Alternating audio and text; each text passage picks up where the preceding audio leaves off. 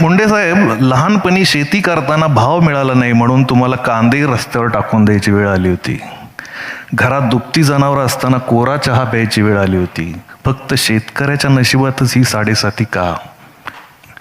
प्रिय तुकाराम मुंडे सर, पिढ्यानपिढ्या घरात जेवताना लोक आधी देवाचं नाव घेतात, पण आजकाल हॉटेलमध्ये जेवताना लोक आधी तुमचं नाव घेतात. तुम्ही अन्न पदार्थात भेसळीच्या विरोधात उघडलेल्या जोरदार मोहिमेमुळे संपूर्ण देशात तुमच्यावर कौतुकाचा वर्षाव होतोय, पण आमची अडचण वेगळी आहे.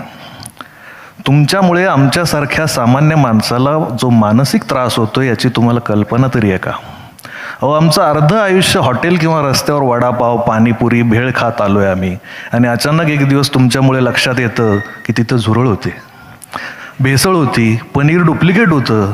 अहो, अज्ञानातल्या सुखात जगत होतो आम्ही, आणि आता तुम्ही एवढ्या वर्षांनी आम्हाला जागं करताय. हे म्हणजे सोयाबीन समजून जेवण करणाऱ्या माणसाला, शाकाहारी माणसाला हात धुताना कसं वाटलं चिकन म्हणण्यासारखं आहे. आमचा मित्र म्हणाला की खरं तर सध्याच्या काळात कॉक्रोचचा राग धर्मेंद्र प्रधान यांना यायला पाहिजे, पण प्रधानांपेक्षा मुंडेच जास्त चिडतात कॉक्रोच बघून. अर्थात तुम्ही हॉटेलमधल्या खऱ्याखुऱ्या कॉक्रोचला बघून चिडता, हे बरं आहे, आणि त्यासाठी लोकांनी तुमचे मनातून आभार मानले. उशिरा का होईना सावध केल्याबद्दल आभार. तुमच्यामुळे रात्री उशिरा घरी आलेल्या नवऱ्याकडे बायकोने संशयाने बघावं, तसे आता आम्ही पनीरकडे बघतो. तुमच्यामुळे आईस्क्रीम बद्दल पण संशय वाटायला लागला. आमचा मित्र हातात आईस्क्रीमचा कोन आला की ऐश्वर्या रायचा फोन आल्यासारखा चेहरा करायचा. आता आईस्क्रीमचा कोन दिसला की बायकोचा फोन आल्यासारखा चेहरा करतो. हॉटेलमध्ये गेल्यावर आधी फक्त पैशांची चिंता वाटायची, आता पदार्थांची चिंता वाटते. काही हॉटेल मालक पैसे घेऊन पण आपण लोकांना जेवू घालतो म्हणजे उपकार करतो अशा थाटात गल्ल्यावर बसायचे, डोनाल्ड ट्रम्प सारखा चेहरा करून. आता अचानक ते इटलीच्या मेलोनीबाई सारखे प्रेमळ दिसायला लागले.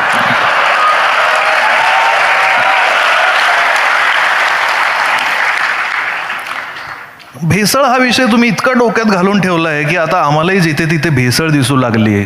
अहो साहेब, मागे नोटबंदी झाली होती तेव्हा देशातल्या 2-4 अभ्यासू आणि विद्वान पत्रकारांनी सांगितलं होतं की नवीन नोटांमध्ये चिप आहे. साहेब, लोकांनी त्या नादात नोटा फाडल्या, पण चिप काही दिसली नाही, तिथेही भेसळ. बातमीच्या नावाने आता न्यूज चॅनल सर्रास अफवा दाखवतात, पण पत्रकारितेतली ही भेसळ काही सहजासहजी थांबणार नाही. कारण कोणीतरी म्हणालंय, लोकांना मूर्ख बनवणं सोपं आहे, समजावणं अवघड आहे.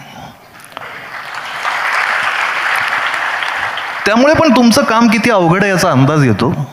आमचा एक गावाकडचा मित्र एका भोंदू बाबाकडे गेला. बाबाने त्याला कसली तरी पावडर दिली आणि खा म्हणाला. 1 वर्षात तुझी स्वतःची नवी कोरी जीप येईल. मित्राची जीप काय आली नाही, पण बाबाची क्लिप मात्र आली मार्केटमध्ये. मित्र आता व्हॉट्सॲप ग्रुपवर लोकांना मेसेज पाठवतो, निदान मला क्लिप तरी पाठवा. भेसळ अन्नात होते तेव्हा तिच्यावर वचक ठेवता येतो, मेंदूत भेसळ होते तेव्हा मात्र परिस्थिती अवघड असते. तुमच्याबद्दल एक जण सांगत होता, आजकाल तुकाराम मुंडे ट्रेंडिंग आहेत. मी माझ्या पोस्ट तुकाराम मुंडे हॅशटॅग वापरून टाकतो. काही लोकांसाठी तुमचा त्याग महत्त्वाचा आहे, काही लोकांसाठी तुमचा हॅशटॅग महत्त्वाचा आहे. असो, पूर्वी लहान मुलांना फुकट चॉकलेट देऊन पळवून नेणारी टोळी होती. आता मोठमोठ्या माणसांना चॉकलेट, बर्गर, फ्रेंच फ्राईज अशा गोष्टी विकत घ्यायला लावून बरबादीकडे वळवणारी टोळी प्रत्येक चौकात आहे. पण आजही तुम्ही बघा, पाणी जास्त आहे म्हणून गावाकडच्या लोकांनी दूध रस्त्यावर टाकून दिलं. पण तुम्हाला एकदा तरी दारू रस्त्यावर ओतून दिलेले हरामखोर व्यापारी दिसले? तुम्हाला एकदा तरी गुटखा फेकून दिलेले नालायक शेठ दिसले? शेतीत कर्ज झालं म्हणून आत्महत्या करणारा शेतकरी आणि व्यापारात देशाला गंडा लावून परदेशात पळून जाणारे व्यापारी, लहान पोरांच्या खाण्यात रंगाची भेसळ करणारे लोक कधीच या देशाच्या तिरंग्याचे होऊ शकत नाहीत.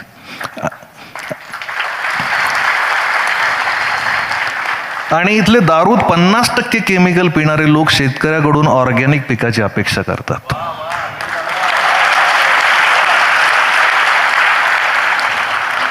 शहरात टोमॅटो केचप सडलेला चालतो, पण भाजीवाल्याकडे वांग किडलेलं चालत नाही. या लोकांना कसं सांगणार? जे अस्सल आहे ते ओबडधोबडच असणार. जे संघर्षातून तुकाराम मुंडे होतो तो कठोरच वाटणार. कारण जे जे ऑर्गॅनिक आहे ते असंच. एकाच आकारात मिळणारी नाजूक आणि सुंदर फळं मालकाने केमिकलचं इंजेक्शन दिलेली असतात. तुकाराम मुंडे यांच्यासारखं गावरान बीज आपले संस्काराचे आणि मातीचे मूळ गुण सोडत नाही. ते नाठाळाच्या माथी हाणू काठी असंच म्हणणार, कायम म्हणणार. मुंडे साहेब, लहानपणी शेती करताना भाव मिळाला नाही म्हणून तुम्हाला कांदे रस्त्यावर टाकून द्यायची वेळ आली होती. घरात दुभती जनावरं असताना कोरा चहा प्यायची वेळ आली होती. फक्त शेतकऱ्याच्या नशिबातच ही साडेसाती का? शेतकरी चळवळीत असताना शेतकऱ्याच्या कुठल्याही प्रश्नावर पाना फुटणारी ही मंडळी आम्ही बहुमताने मंत्रालयात निवडून पाठवले की भाकड का होतात? आम्ही ज्यांना गरीब गाई समजून धष्टपुष्ट करून विधानसभा विधान परिषदेत पाठवतो त्यांच्या भोवती वासरं नाही लांडगे कसे जमा होतात? आमच्या मतदानात पण भेसळ होते. जरा लक्ष द्या. मंत्रालयात 100 पैकी 99 शेतकऱ्याची पोरं म्हणून घेतात, पण 99 पैकी 91 शेतकऱ्याचे दुश्मन का होतात? मुंडे साहेब, तुम्ही या भ्रष्ट व्यवस्थेला धडा शिकवला. तुमचे आभार मानणार नाही, कारण तुम्ही तुमचं कर्तव्य केलं. पण ज्या गोष्टी तुम्ही केल्या नाहीत त्याबद्दल मात्र तुमचे आभार. तुम्ही सततच्या राजीनाम्याच्या दबावाला झुकला नाही. तुम्ही धमक्यांना घाबरला नाही, म्हणून तुम्हाला सलाम.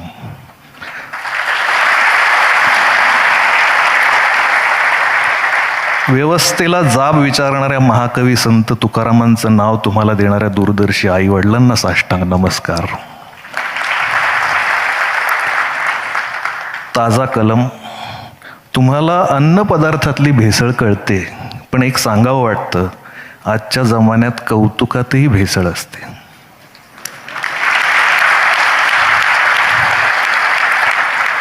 आणि कौतुकातली भेसळ कुठल्या लॅबमध्ये तपासता येत नाही. त्यासाठी तुमच्यासारखा शून्यातून सर्वस्व निर्माण करणारा माणूस सक्षम आहे ही अपेक्षा. तुम्ही सरकारी अधिकारी असला तरी खूप मोठे व्हा अशी प्रार्थना करण्यापेक्षा कायम आहात तसेच राहा असं आम्ही म्हणू. Role model. काही लोक आहेत तसेच राहणं हीच सगळ्यात मोठी बढती असते, प्रमोशन असतं. त्यांच्यासाठी नाही, समाजासाठी. धन्यवाद.